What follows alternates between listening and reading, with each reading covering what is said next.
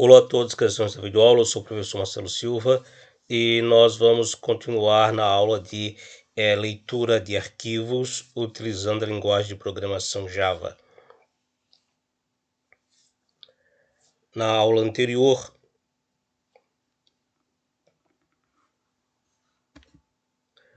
eu havia criado uma classe chamada ler_arquivo, ao qual me interpreta, ela lê e tem o objetivo de interpretar o arquivo de extrato financeiro da Redcar.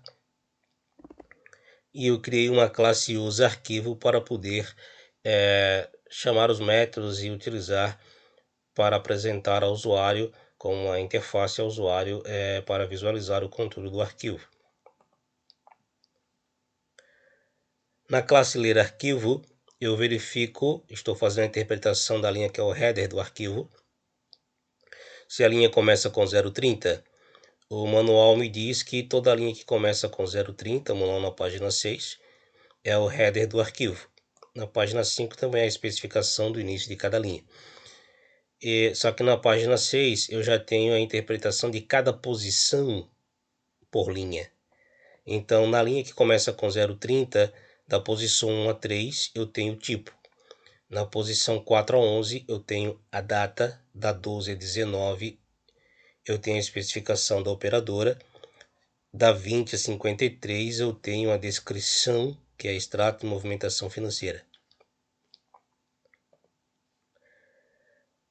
Eu estou lendo nesse instante a data que contém nessa linha 030 para facilitar, já que ela vem com uma string e eu colocar ela num formato de data, eu criei um método que me retorna uma string, que é o método retorna data. Ele vai retornar uma string no formato de data. Criei o mais simples possível. Eu crio 3 variáveis, uma chamada dia, outra mês e outra ano, e utilizo de substring para pegar o pedaço do valor que também é string, que eu vou passar como parâmetro para o método retorna data.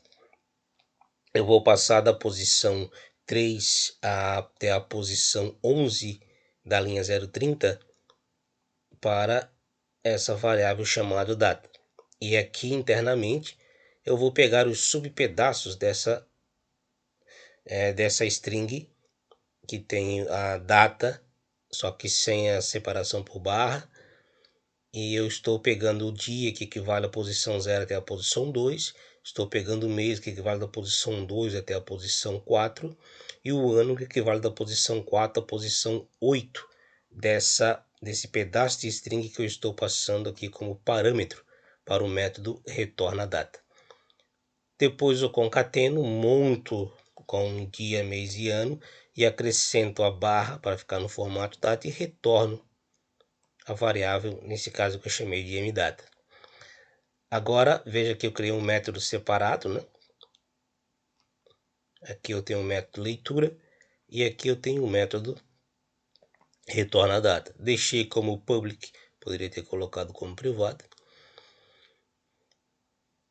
E aqui eu faço uso do método retorna data.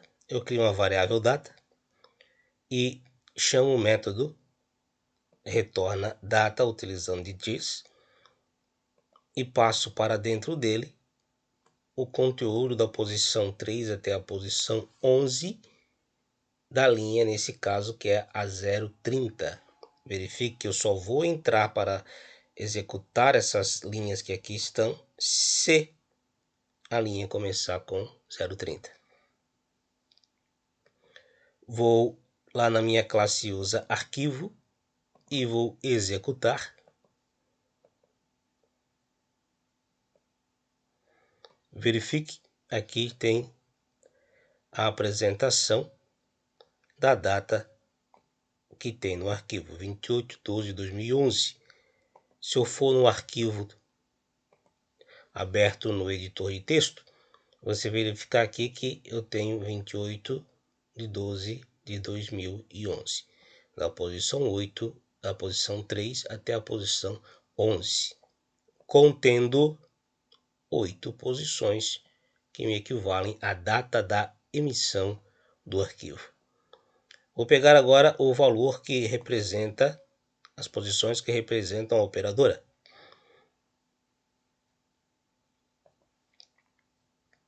Vou lá no ler arquivo, vou criar uma variável chamada operadora. Vou utilizar de linha.substring. Vou copiar e vou colar aqui.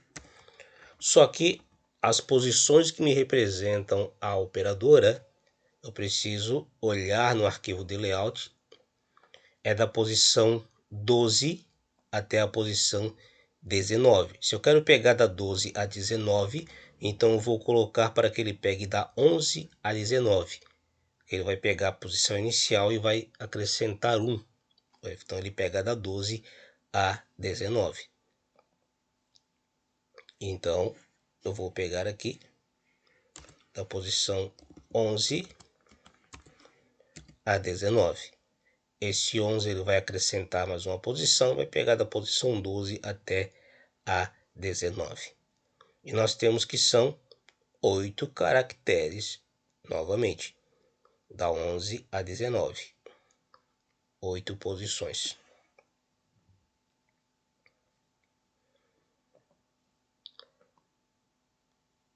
Vou executar. Só que antes eu vou dar um system. Vou só alterar a posição de system out. E vou colocar aqui operadora como forma só de apresentação.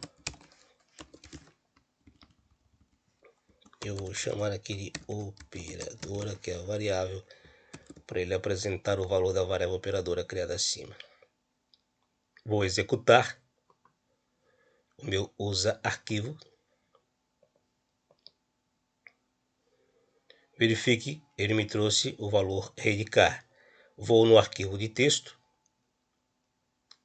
reidcar.